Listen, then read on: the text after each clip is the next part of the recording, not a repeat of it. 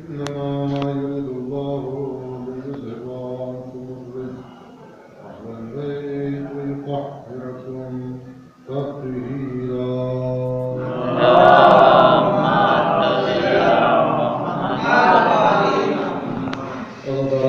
سید الشہداء تقریر کا آغاز دعا کے ساتھ پروردگار عالم ان ایام فاطمیہ میں ان کو خلوص نیت کے ساتھ ادائے شہادت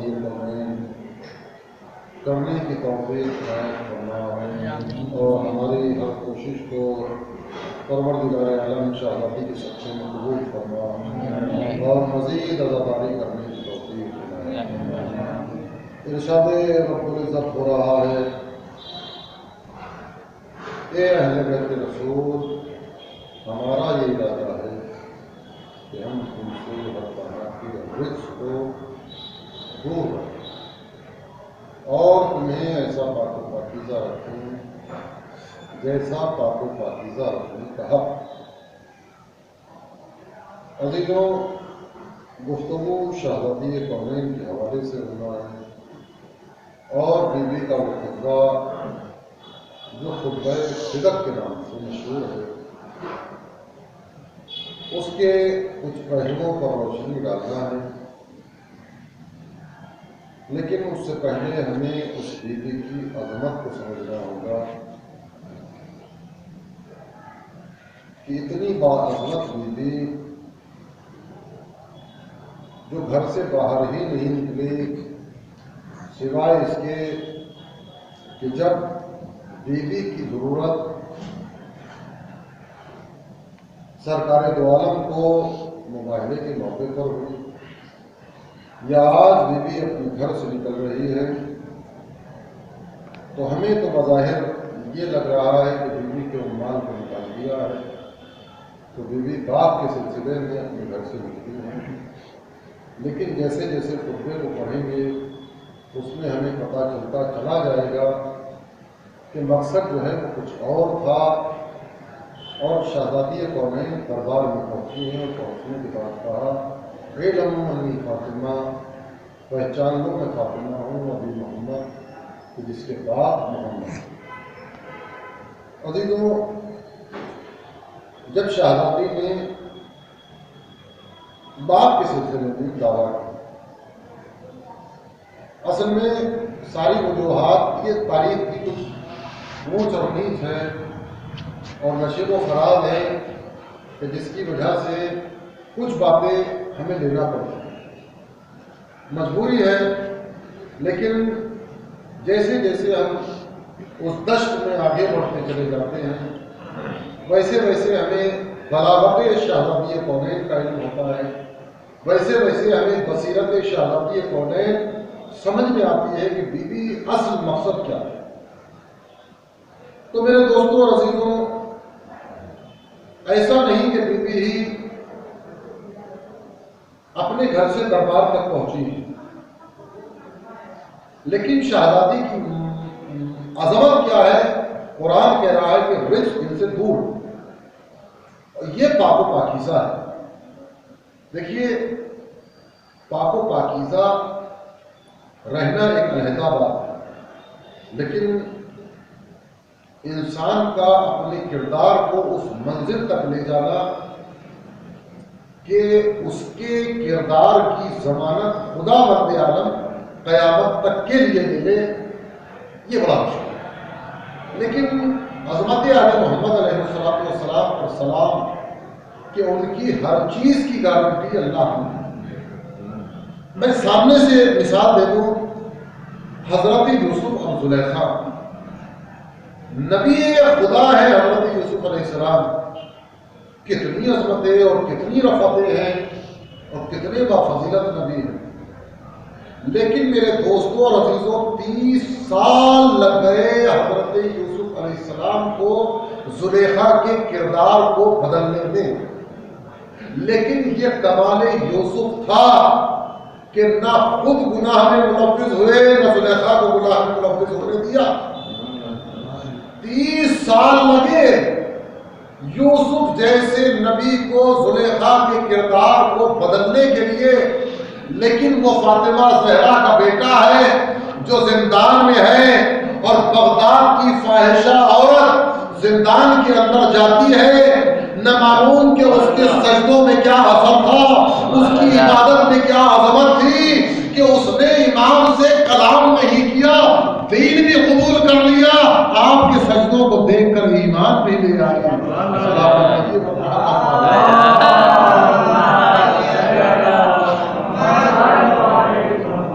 وہ ظالم تو یہ چاہتا تھا کہ جھوٹا ہی صحیح ان کے دامن پر کوئی دھبا آ جائے، لیکن میرے دوستوں اور عزیزوں وہ نااہل اور سمجھ ہی نہیں پایا۔ اس نے بغداد کی بدکار عورت کو اس لیے بھیجا تھا کہ جھوٹا ہی صحیح دامن عصمت پر دھبا آ جائے، لیکن اس کو نہیں معلوم کہ امام دریائے رحمت ہوتا ہے، دریا میں جانے کے بعد گندگی دریا کو نجس نہیں کرتی، بلکہ دریا اپنے دامن رحمت میں لے کر گندگی کو پاک کر دیتا ہے۔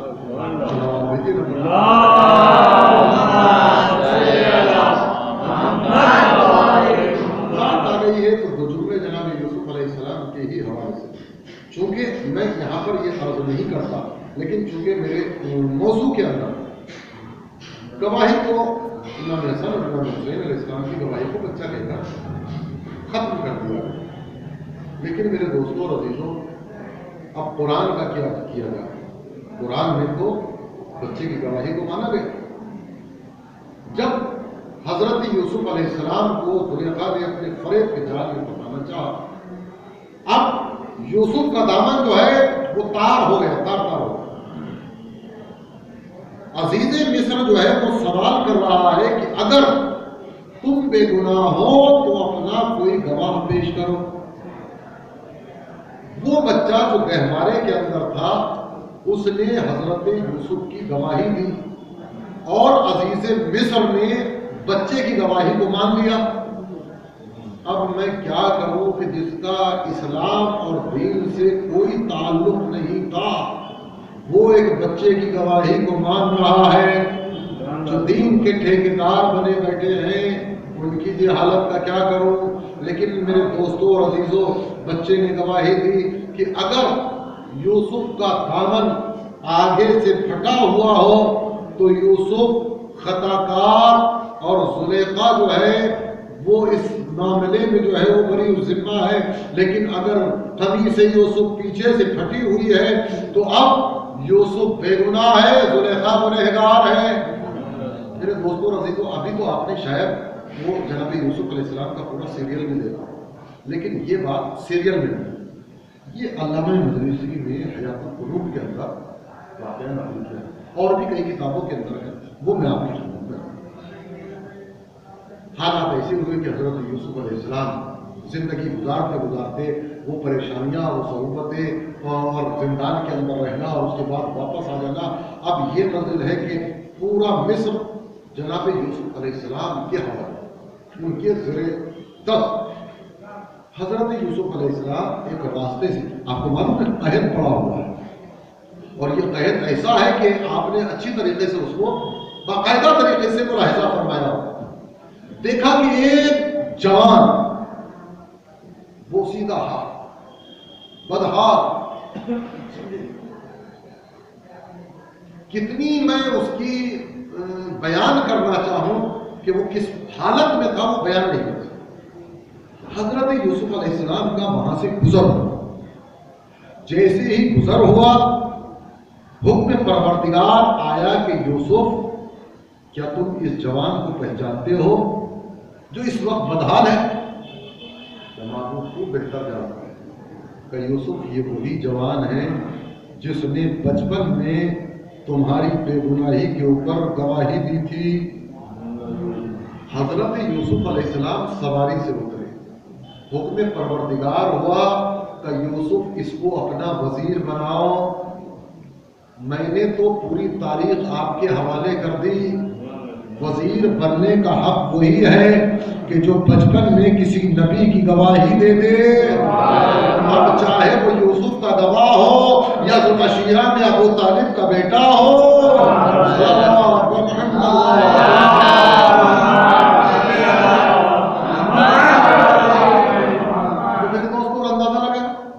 یہ حضرت یوسف علیہ السلام کا گواہ۔ ایک اور گواہ جناب مریم سلام اللہ علیہا، کتنی باعظمت بیوی ہے۔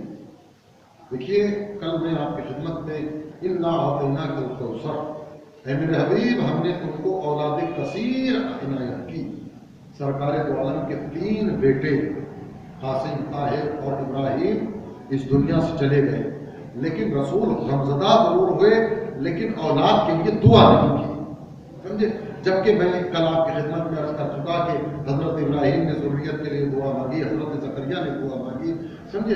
یہ نبی ہے کہ جو دعا مانگ رہے ہیں، لیکن اللہ نے سرکار دو عالم کو فاطمہ جیسا عطیہ دیا،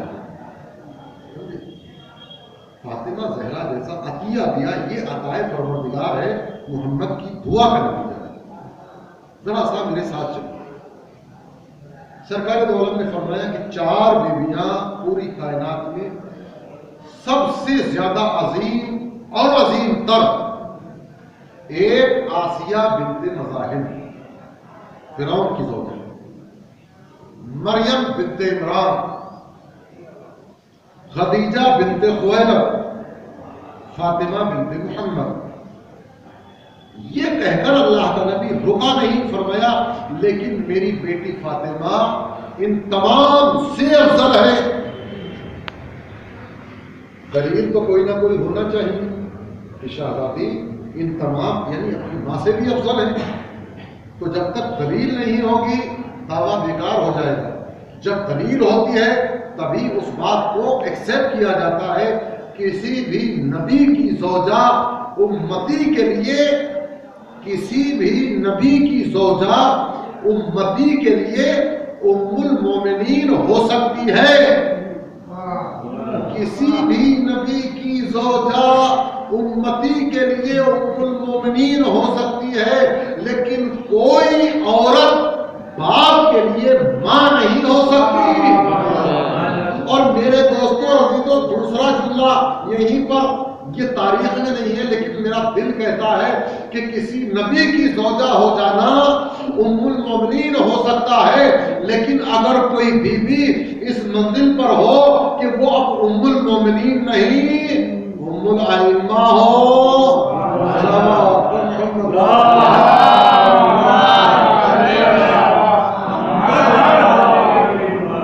تو اب میں آپ کو ایک بیوی، یہ جناب مریم سلام اللہ علیہ کا قرآن سے کردار پیش کروں تاکہ عظمت شہزادی کونین سمجھ لیں۔ ہمیں کچھ باتیں لینا پڑیں مریم کے لیے۔ یا مریم ان اللہ اصطفاکی وطہرکی واصطفاکی علی نساء العالمین، قرآن کہہ رہا ہے اے مریم ہم نے تمہارا استفاع کیا، ہم نے تمہیں چن لیا اور پھر ہم نے تمہارا استفاع کیا اور تمہیں عالمین کی عورتوں کو چن لیا۔ حضرت مریم سلام اللہ علیہا وہ باعظمت بیوی ہے، ذرا سا ان کا کردار بتانا چاہتا ہے۔ جس وقت مریم اپنی ماں کے بطن میں ہے، ماں نے دعا کی ہے، چونکہ اولاد نہیں ہوتی تھی، کہ پروردگار عالم تو جو مجھے اولاد دے گی میں بیت المقدس کے لیے اس کو ہبہ کر دوں۔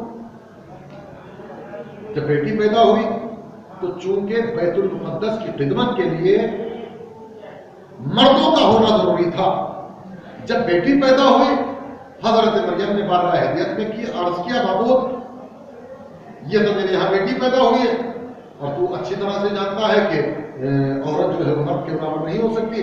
اللہ نے حکم دیا کہ تمہاری نظر قبول ہو گئی تو مریم کو بیت المقدس میں چھوڑو۔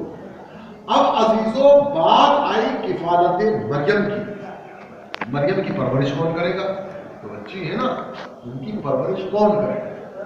تو وہ جو بیت المقدس کے اندر راہبان تھے، جو اس زمانے کے سب سے بڑے بڑے عالم تھے، ہر ایک میں یہ نزاع ہے، ہر ایک میں یہ بحث ہے کہ مریم کو میں پالوں گا، میں پالوں گا، میں پالوں گا۔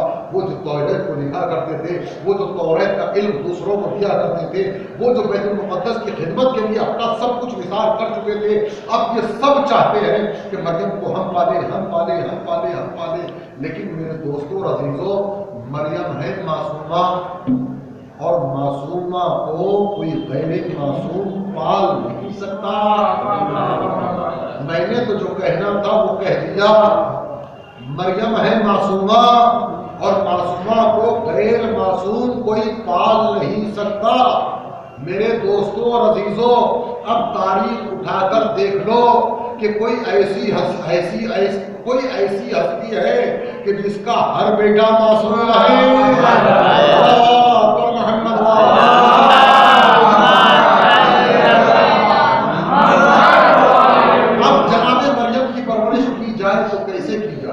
سمجھے؟ اب یہ سب جھگڑا پڑا ہوا ہے۔ اللہ نے ایک پیغام بھیجا، سمجھے، کہ بھائی تم سب اپنے اپنے قلم سے توریت لکھتے ہو۔ یہ قلم ہمارے یہاں کے جیسے نہیں، ہمارے یہ بہت سارے قلم جو ہے وہ اسٹیل کے ہوتے ہیں، ایلومینیم کے ہوتے ہیں، کاپر کے ہوتے ہیں، لیکن زیادہ تر پلاسٹک کے۔ اس زمانے میں قلم لوہے کا ہوتا ہے۔ تم سب کے سب اپنے قلم لو، بیت المقدس کے سامنے جو حوض ہے اس حوض میں ڈال دو۔ جس کا قلم سطح آب پر رہ گیا وہ مریم کی کفالت کرے گا۔ سب نے اپنے اپنے قلم ڈال دیے، تو یہ جو بیت المقدس کے خدمت گار تھے، یہ میں نے جتنے بتائے یہ سب کے سب غیر معصوم تھے، لیکن اس میں ایک معصوم بھی تھا جس کا نام قرآن نے زکریا بتایا۔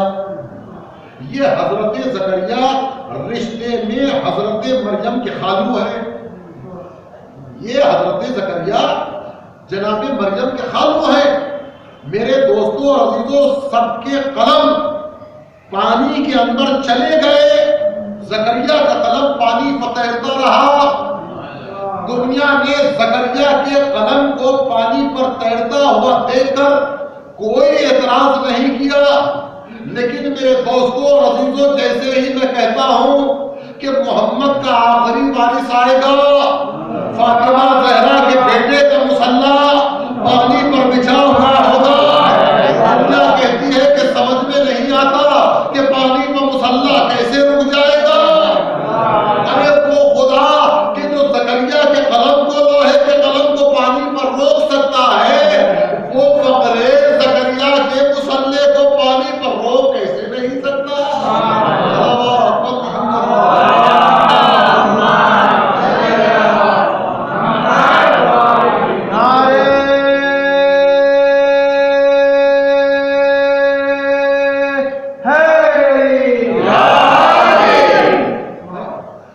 اب ظاہر سی بات ہے کہ جناب مریم کی کفالت کی ذمہ داری حضرت زکریا معصوم کے حصے میں آئی۔ مریم کو جو علم سکھا رہے ہیں، یعنی علم دے رہے ہیں، وہ بھی جناب زکریا۔ یہ توریت کا جو علم دیا جا رہا ہے وہ راہبوں کو، جو بیت المقدس کے دوسرے علماء ہیں، وہ نہیں دے رہے، حضرت زکریا کو۔ اب مجھے نہیں معلوم کہ یہ تو معصومہ ہے، لیکن مجھے تو ایک نقطہ آپ کی خدمت میں عرض کرنا ہے۔ وہاں کل میں نے آپ کی خدمت میں عرض کیا کہ جیسے ہی سرکار دو عالم کے یہاں بیٹی پیدا ہوئی، ان کفار قریش اور مکے کے لوگوں نے اب تک کہنا چھوڑ دیا۔ کیوں؟ اس لیے کہ بیٹی آئی، نسل تو چلی، نسل تو آگے بڑھی، چاہے بھلے ہی بیٹی آئی، یہ ہم سمجھ رہے ہیں، لیکن میرے دوستوں اور عزیزوں، یہ کافروں کا اور مشرکوں کا ابتر کے تانے کو روک دینا اس بات کی دلیل ہے کہ محمد کی نسل فاطمہ زہرا سلام اللہ علیہ سے چلی۔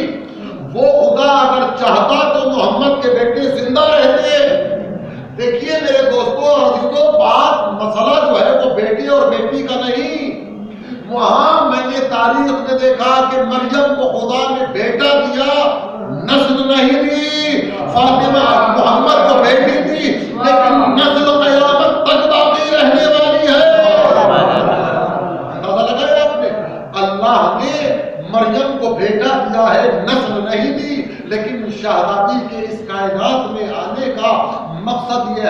کہ شہزادی کی نسل قیامت تک باقی رہنے والی ہے۔ اور یہ تو دنیا ہے۔ دوسرا جملہ سرکار دو عالم کا آج کی تو کہیں کل کی تقریر میں آئے گا، بس اشارہ کرتا ہوا چلو کہ سارے نسب ختم ہو جائیں گے، اگر وہاں کسی کا نسب پہچانا جائے گا تو شہزادی کونین کا نسب پہچانا جائے گا، محمد مصطفیٰ صلی اللہ علیہ کا نسب پہچانا۔ اب دیکھیے میرے دوستوں عزیزو، حضرت مریم کی پرورش کر رہے ہیں، بچی ہے نا، بڑی بھی ہو رہی۔ اب حضرت زکریا علیہ السلام نے ایک حجرہ بنایا مریم کے لیے علیہ، اور مریم ہے کہ پورے بیت المقدس کی خدمت کر رہی ہے، سمجھے؟ اور یہ جتنے بھی عالم ہیں بیت المقدس کے، وہ مریم پر بھی ظلم کر رہے ہیں اور زکریا علیہ السلام پر بھی ظلم کر رہے ہیں۔ آدمی کسی پر ظلم کب کرتا ہے؟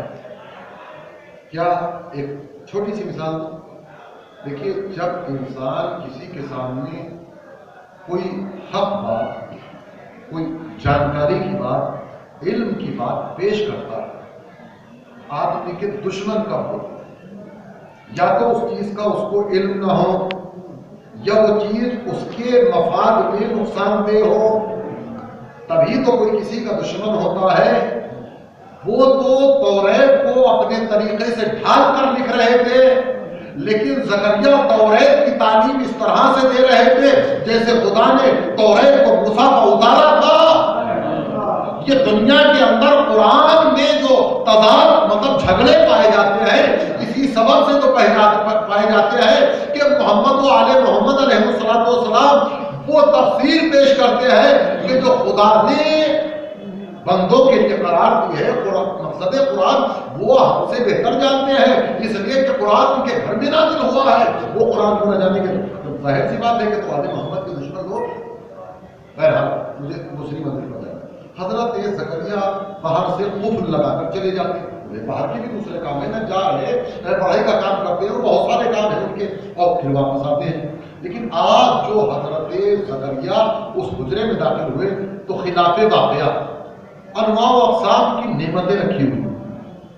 دیکھیے کہ جنوری کا مہینہ ہے، جنوری کے مہینے میں آپ کو سورت کے اندر آم مل جائے گا، بالکل ہی نہیں مل سکتا ہے، اس لیے کہ وہ جو دوسرے علاقوں کی جو ہے وہ 12 ماسی آم رہتے ہیں وہ آتے ہیں، لیکن جنوری میں آپ کو آم نہیں ملے گا۔ اور یہاں ہو سکتا ہے کہ کہیں کولڈ اسٹور میں رکھا ہوگا، کہیں سے مل جائے، آپ کو یو پی میں تو بالکل بھی نہیں ملے گا۔ یہ میں ایک مثال دوں گا، یہ سیزن جو ہے وہ دوسرے پھلوں کا، لیکن مقامی پھل جو ہیں وہ ہمارے آج تو دنیا جو ہے وہ ادھر سے ادھر ہو گئی، اس دیش میں نہیں تو دوسرے دیش کا، دوسرا دیش میں نہیں تو تیسرے دیش کا، لیکن وہ زمانہ تو وہ ہے کہ وہاں مقامی ہی پھل ملتے ہیں، دوسرے علاقے سے تو آئے گا نہیں۔ آج زکریا جو محراب میں پہنچے، یعنی مریم کی عبادت گاہ میں دیکھے تو ہر وہ چیز دیکھی جو موسم کے خلاف تھی۔ آم کا موسم نہیں ہے، فرض کیجیے گا آم رکھے ہوئے ہیں، انگور کا موسم نہیں ہے لیکن انگور رکھے ہوئے ہیں، اور ایسی چیزیں رکھی ہوئی ہیں کہ جو اس زمانے میں نہیں ہونا چاہیے تھی۔ سوال کر لیا کہ مریم یہ کہاں سے آیا؟ مریم نے کہا اللہ جو ہے وہ رازق ہے، ان اللہ یرزق من یشاء بغیر حساب، اللہ جس کو چاہتا ہے بے حساب رزق عطا کرتا ہے۔ حضرت زکریا نبی تھے، سمجھ گئے کہ یہ بچی کوئی معمولی بچی نہیں جس کے لیے اللہ نے دسترخوان کو نازل کیا ہے، لیکن عظمت مریم کو دیکھیے، مریم وہ بھی فقراء میں غرباء میں تقسیم کر دیتی ہے جو ان کے حصے کا رزق ہے۔ جبریل علیہ آ گئے اور آنے کے بعد کہا کہ اللہ ان کو ایک کلمے کی بشارت دیتا ہے۔ جناب مریم علیہ السلام نے کہا کہ میں تو وہ ہوں کہ جس کو آج تک کسی مرد نے مس تک نہیں کیا، کہ تمہارے خدا کے لیے کوئی بڑی بات نہیں۔ حضرت مریم سلام اللہ علیہ کو حکم ہوا کہ مریم اب تم بیت المقدس کو چھوڑ فلاں جگہ پر جاؤ، حاملہ ولادت کا وقت قریب ہے۔ ایک کھجور کے درخت کے پاس جناب مریم ٹھہر جانا، دعا کرتی ہیں پروردگار عالم جو بھی اس مرحلے کو میرے لیے آسان کرتے، جلدی جلدی یہ دو چار باتیں میں مقصد پا لیتا۔ حضرت عیسیٰ علیہ السلام کی ولادت، ماں اور بچہ چونکہ کافی طویل سفر کر کے یہاں تک آئی تھی، تھکی ہوئی بھوکی ہے. معبود خدا تو وہ ہے کہ جو بغیر مانگے رزق دیتا ہے، لیکن یہاں مریم کو حکم، مریم اس درخت کو ہلاؤ. درخت دیکھا تو درخت پہ نہ پتے ہیں، نہ شاخیں ہیں، نہ پھل ہیں. ہلاؤ تو صحیح. اچھا کتنا ہی بہادر انسان ہو کسی اور درخت کو ہلا سکتا ہے، کھجور کے درخت کو نہیں ہلا سکتا. لیکن اللہ نے کہا کہ مریم تم ہلاؤ، اس پر سے تمہارے اوپر تازہ رطب نازل ہو. مریم نے ہاتھ لگایا، تازہ رطب آئے. ماں نے جو ہے وہ رطب کھائے اور تازہ پانی کا چشمہ جو ہے وہ بہہ رہا ہے، پانی پیا. اب ماں بچے کو لے کر بیت المقدس کی طرف بڑھی.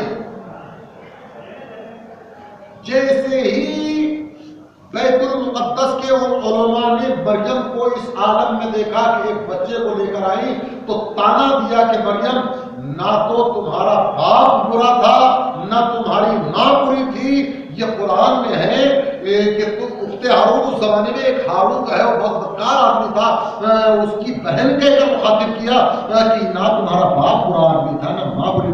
یہ بچہ کہاں سے آ گیا؟ اللہ نے حکم دیا مریم تم خاموش رہو. اشارہ کیا. وہ کہتے ہیں کہ مریم کیا کہہ رہی ہو، ہم کیسے بلا اس بچے سے گفتگو کر سکتے ہیں جو ابھی آغوش مادر میں ہو. مریم نے اشارہ کیا، کرو تو صحیح. جیسے ہی انہوں نے حضرت عیسیٰ علیہ السلام کی طرف دیکھا، آواز آئی انی عبداللہ آتانی الکتاب وجعلنی نبیا. یہ عیسیٰ گواہی نہیں دے رہے، ماں کی عصمت کو بچا رہے ہیں. ماں کی عصمت کو بچا لیا. اچھا وہ بھی بڑے پیارے تھے کہ دل میں بغض رکھ رہے تھے مریم سے، دل میں بغض رکھ رہے تھے موسیٰ کی اصل طورے سے، لیکن ماں کے حق میں بیٹے کی گواہی کو مان لیا. یہ وہ دو گواہیاں ہیں جو قرآن کے اندر ہیں. اب میں تیسری گواہی کو تاریخ کے حوالے سے آپ کی خدمت میں عرض کرنا چاہتا ہوں کہ 3 دن گزر گئے. رسول اسلام خانہ کعبہ میں پہنچے، خانہ کعبہ کے دروازے کو کھولا، خانہ کعبہ کے اندر پہنچے. ماں نے بچے کو رسول کے ہاتھ میں دے دیا، کہا علی کچھ کلام تو کرو، اشہد ان لا الہ الا اللہ واشہد ان محمد رسول اللہ. اے اللہ کے نبی میں گواہی دیتا ہوں کہ اللہ ایک ہے، آپ اس کے رسول ہیں. میرے دوستو عزیزو، اگر بچوں کی گواہی قابل رد ہے تو پہلے ان گواہوں کو رد کرو کہ جس نے ماں کی عصمت کی گواہی دی اس گواہی کو رد کرو. اگر تمہارے اندر ہمت ہے تو اس اور تیسری گواہی وہ ہے کہ جہاں شہزادی کو، امام حسن کو، امام حسین کو، مولا علی کو رسول اسلام چوتھی منزل پر مظاہرے میں لے کر گئے.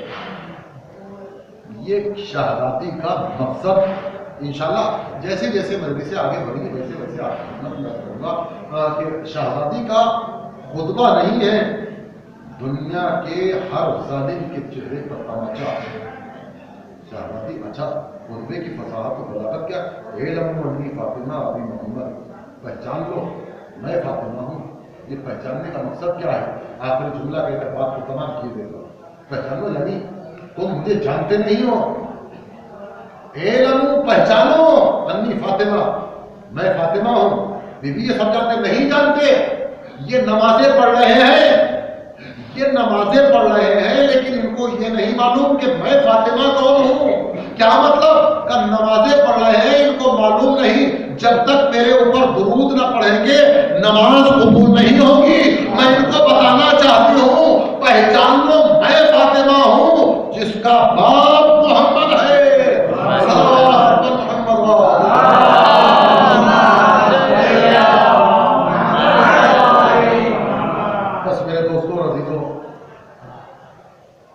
کل انشاءاللہ اس سے آگے کی گفتگو ہوگی. یہاں پر دیکھیے میں مسلسل شہزادی ہی سے منسلک بہت زیادہ نہیں، بس تھوڑے تھوڑے مسائل، لیکن میرے دوستوں اور عزیزوں یوں سمجھ لیجیے گا کہ دنیا کا ہر مرثیہ ایک جملے کے آگے چھوٹا پڑ جاتا ہے. صبح علیہ وسلم، اس لیے کہ ہم نے دیکھا کہ کربلا میں بہت ظلم ہوئے لیکن حسین مظلوم نے یہ جملہ نہیں کہا کہ میرے اوپر وہ مسائل اٹھائے گئے کہ اگر دنوں کو پڑھتے تو سیاہ رات میں تبدیل کیسے مسائل نہیں لکھی تھی. جملہ تو ایک شخص ہمارے اور آپ کی چھٹی مانگتا تھا، سلام کیا، چہرہ ذرا سا اس کا مغموم جیسا، معمولی سی شکلیں، مولا میرے یہاں بیٹی پیدا، گھبراتا کیوں ہے؟ خدا رزق کا ضامن ہے. امام نے خدا رزق کا ضامن ہے، بیٹی نہیں، تیرے یہاں اللہ نے رحمتوں کا نزول کیا. کیا نام رکھا؟ کہ مولا میں نے اپنی بیٹی کا نام آپ کی جدہ فاطمہ کے نام پر رکھا. نام سیدہ کا آنا تھا کہ امام نے ایک آہ سرد کھینچی. راوی کہتا ہے آہ کی صدائے بلند کر رہے ہیں، رخسار پر بہتے ہوئے آنسو ریش مبارک سے ہوتے ہوئے سینے اقدس پر ٹپک رہے ہیں. امام سے یہ ہاتھ جوڑ کر کہتا ہے کہ مولا کیا میری بیٹی میرے لیے سازگار نہ ہوگی؟ کیا منحوس ہے؟ کہ نہیں بھائی. کہ مولا تو آپ رو کیوں رہے؟ کہ تو نے اپنی بیٹی کا نام میری جدہ پر رکھا ہے. مجھے اپنی دادی یاد آ گئی کہ کیا قیامتیں میری جدہ پر گزر گئی، کس طرح سے میری جدہ نے برداشت کیا ہوگا. اللہ خدا کوئی غم نہ دے سکتا. سید الشہداء کے عزاداران مظلوم کربلا بی بی کے مسائل کس میں طاقت ہے کہ شہزادی کی مسائل بہت. ہاں بس ایک چھوٹی سی روایت آپ کی خدمت میں عرض کر دو اور مسائل کو تمام کیے دیتا ہوں. میرے دوستوں اور عزیزوں، آپ کو معلوم ہے کہ خدا کے شکر سے ہمارا امام ظہور کرے. ہم متمنی ہیں کہ اس کے دور میں موجود ہوں. اگر ہم اس دنیا سے چلے جائیں تو بارگاہ خداوند عالم میں دعا ہے کہ معبود ہمیں ہمارے امام کا زمانہ ضرور دکھانا، لیکن وہ کیسا ماحول ہوگا کہ بالکل عدل قائم ہوگا، عدل ہی عدل ہوگا. وہاں مسند بچھی ہوئی ہوگی، امام جلوہ افروز ہوں گے، اور وہاں جو ہے وہ کچہری لگی ہوئی ہوگی اور ہر ایک اپنا مقدمہ لے کر آئے گا.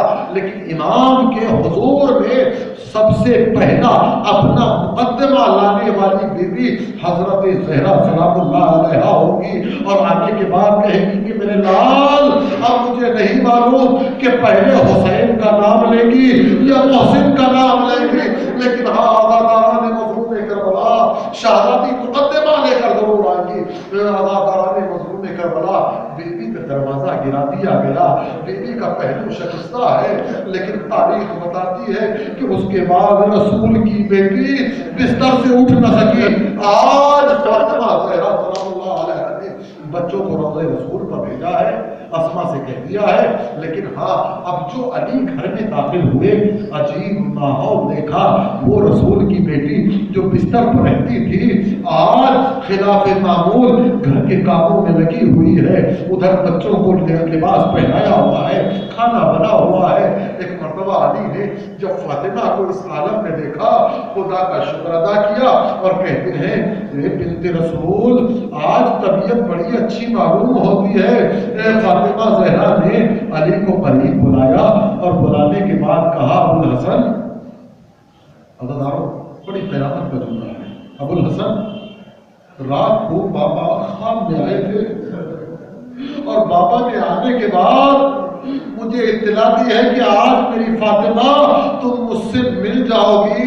عجیب گھر کا حال ہے آل محمد کے کہ اگر بیٹی کا آخری وقت ہوتا ہے باپ خام میں آتا ہے، یہاں رسول خام میں آئے، وہاں حسین خام میں آئے.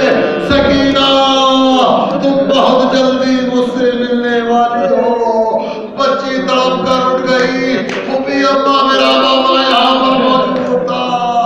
اب جو سید سجاد حسین پڑھے بچی کی آواز بند ہو گئی، من کا ڈھلک گیا. حسین کی کی بارگاہ میں پہنچ گئی وسيعلم الذين ظلموا أيام